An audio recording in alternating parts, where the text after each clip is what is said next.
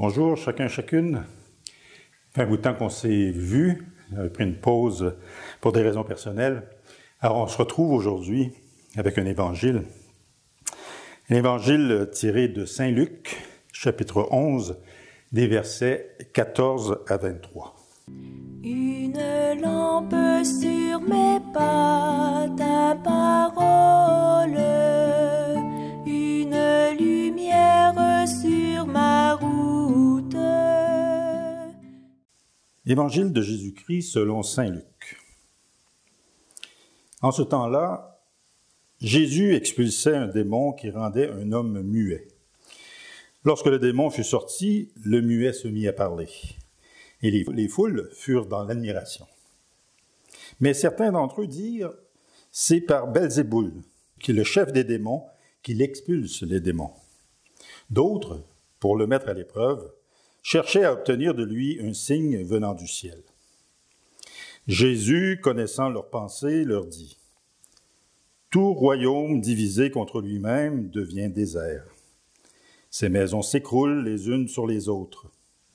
Si Satan, lui aussi, est divisé contre lui-même, comment son royaume tiendra-t-il? Vous dites en effet que c'est par Belzéboul que j'expulte les démons. Mais si c'est par Belzéboul que moi je les expulse, vos disciples, par qui les expulsent-ils? Dès lors, ils seront eux-mêmes vos juges. En revanche, si c'est par le droit de Dieu que j'expulse les démons, c'est donc que le règne de Dieu est venu jusqu'à vous. Quand l'homme fort et bien armé garde son palais, tout ce qui lui appartient est en sécurité. Mais si un plus fort survient et triomphe de lui, il lui enlève son armement auquel il se fiait et il distribue tout ce dont il l'a dépouillé. Celui qui n'est pas avec moi est contre moi. Celui qui ne rassemble pas avec moi disperse. Acclamons la parole de Dieu.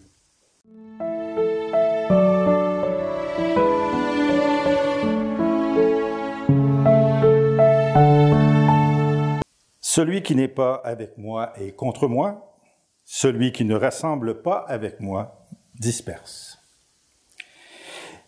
Prises hors contexte, ces deux phrases pourraient paraître comme un genre d'ordre militaire, pourraient ressembler à un ordre.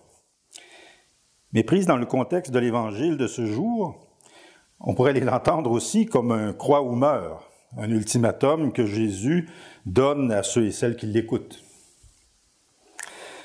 Jésus nous demande d'être avec lui sur la route, d'être des rassembleurs et non pas de ceux qui divisent.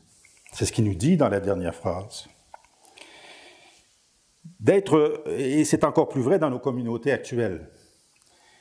À l'heure où on est peu nombreux, si on se divise entre nous, la communauté ou le nombre va de plus en plus se réduire.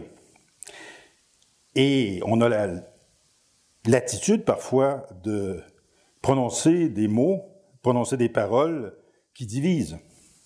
J'en entends autour de moi et moi-même, je me surprends parfois à dire des paroles qui divisent.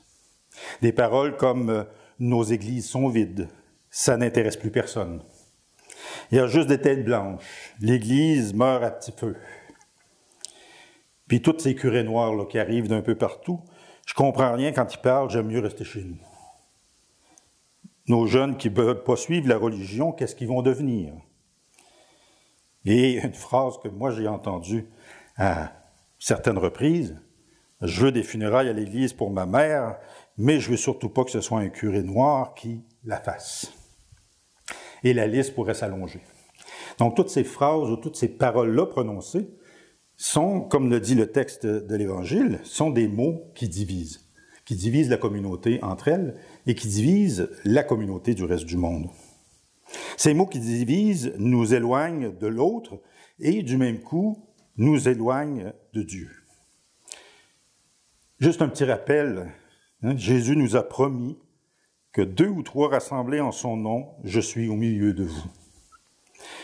Se rassembler ou rassembler des gens au nom de Jésus, c'est faire un acte missionnaire. De tenir bon et d'être heureux dans nos rassemblements, c'est dire à toute la société, Dieu n'est pas mort. Dieu est toujours vivant parce que la communauté est toujours vivante. Un chrétien ne peut pas se fondre dans la masse et se cacher. Nous vivons un temps où ce n'est pas à la mode de croire, et de croire en Jésus encore moins. Toutefois, c'est notre situation actuelle.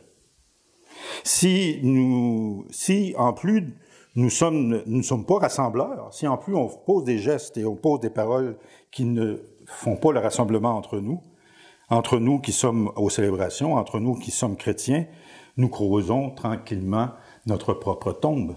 Nous allons tranquillement nous-mêmes à notre perte. Nous devenons de ceux et celles qui dispersent.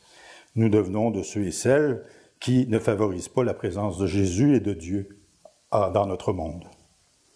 Non. Nous avons la foi au Christ Jésus, soyons-en les témoins. Nous ne pouvons pas vivre seuls notre foi comme chrétiens. Un chrétien ne vit pas sa foi isolé et seul. Soyons des rassembleurs par l'accueil de l'autre dans ce qu'il est et en laissant toute la place à l'Esprit Saint qui est Dieu pour travailler en lui et en nous.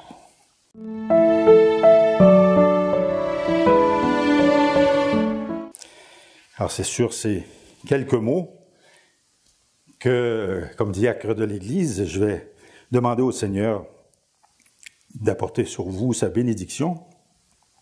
En ce temps de carême, le temps de carême qui est un temps de transformation, qui est un temps de remise au point de notre moteur qu'est la foi, si on peut dire. Alors je demande au Seigneur de tous vous bénir, de bénir aussi tous ceux et celles qui sont présents à votre cœur, tous ceux et celles que vous portez dans votre cœur. Vous les portez dans la joie, vous les portez parce que ces gens-là ont besoin de prière. Donc, que tout ce beau monde soit béni par Dieu notre Père, au nom du Père, du Fils et du Saint-Esprit. Amen. À la prochaine.